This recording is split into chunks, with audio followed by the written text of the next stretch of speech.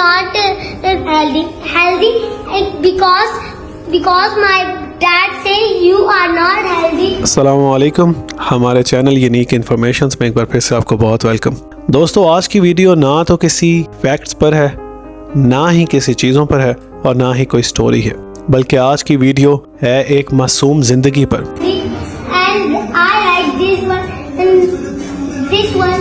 एक दिल दहला देने वाला वाकया जिसने बहुत से दिलों को गमगीन कर दिया, और एक ऐसी सच्ची और अफसोसनाक कहानी एक छोटे मासूम बच्चे की जो अपने बाप की जुदाई बर्दाश्त ना कर सका और ज़हनी मजूर बन गया और खाने और चलने से भी मजूर हो गया।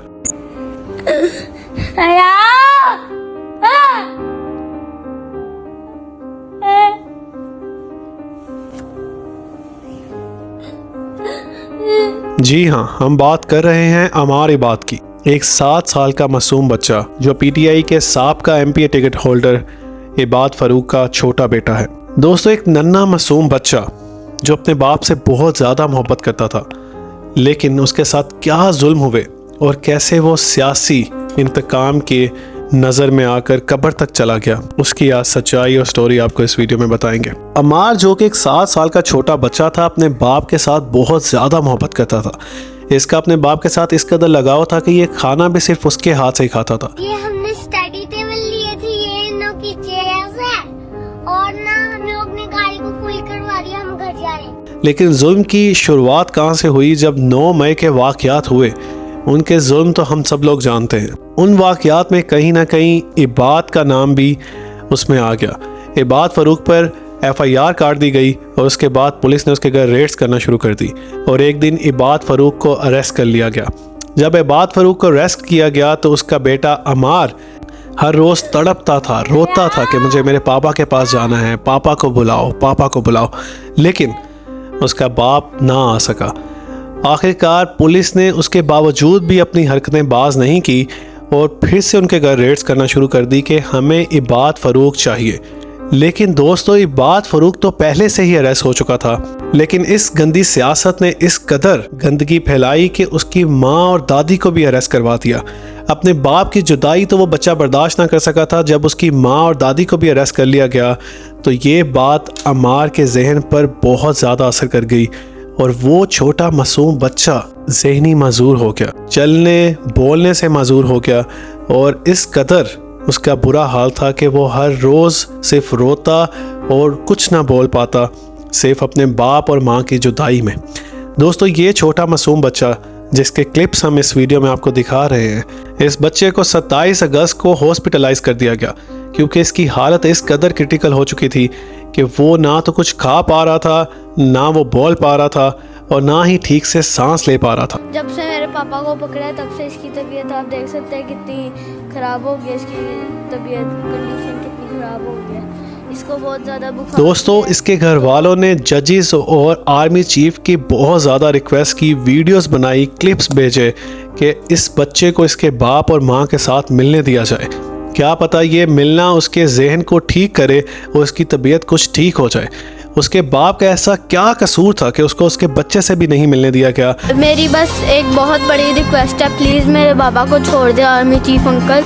ये मेरे भाई की कंडीशन देख सकते हैं कितनी बुरी है, प्लीज़ छोड़ दें। इसकी तबीयत जब पापा आएंगे तब ठीक हो जाएगी। ये देखें कि हाथ मतलब वीक हो गए हैं, पतले से हो गए हैं। और जब इसको गवर्नमेंट हॉस्पिटल में इलाज के लिए लेके जाया गया तो इसका इलाज वहाँ पर बहुत ज़्यादा ज़रूरी था, लेकिन इन पर वहाँ भी जुल्म की इंतहा हुई। पहले के कुछ दिनों में तो इसका इलाज किया गया, लेकिन बाद में इनको बहुत इग्नोर किया गया क्योंकि इस बच्चे के मामू जो इसके साथ जाते थे उन्होंने सारी स्टोरी मीडिया के साथ भी शेयर की।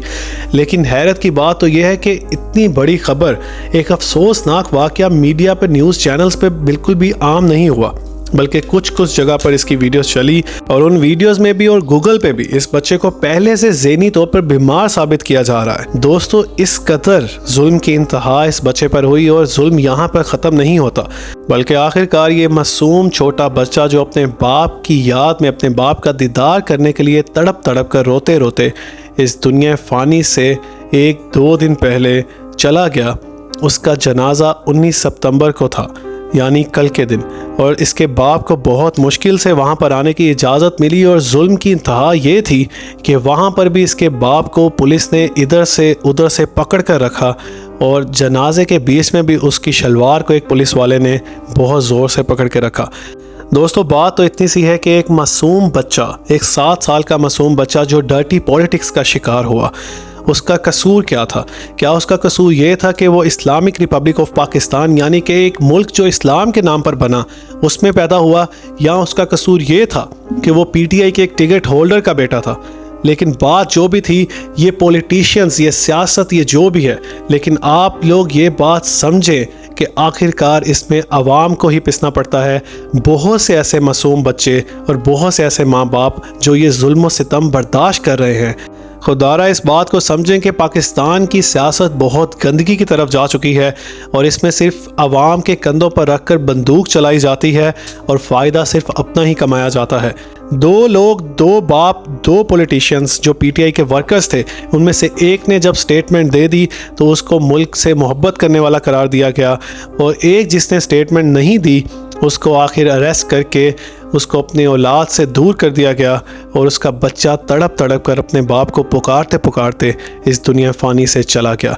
इन पॉलिटिशियंस के अपने इंतकाम के अंदर जो हाल आज इस बच्चे का हुआ है, जिसको एक मासूम बच्चे को उसके माँ बाप से जुदा किया गया, तो जो इंतकाम ये बच्चा ऊपर जाके अपने अल्लाह के थ्रू इनसे लेगा, वो बहुत बड़ा और वो असल इंतकाम होगा। खुदारा लानत हो उन सभी लोगों पर जो इस जुल्म में शामिल हैं और जिन्होंने इस बच्चे पर जुल्म की इंतहा कर दी और उसको अपने बाप से मिलने नहीं दिया गया। और गर्क करे अल्लाह उन सभी लोगों को जो मुल्क पाकिस्तान का नुकसान चाहते हैं। अल्लाह इस मुल्क को और इस मुल्क के सभी बच्चों को अपने हिफ्ज़ व अमान में रखे, और हम सबको इस गंदी सियासत से बचाए। और इस बच्चे अमार के साथ जो भी जुल्म हुआ है, इसका असल इंसाफ तो सिर्फ अल्लाह ही की ज़ात करने वाली है।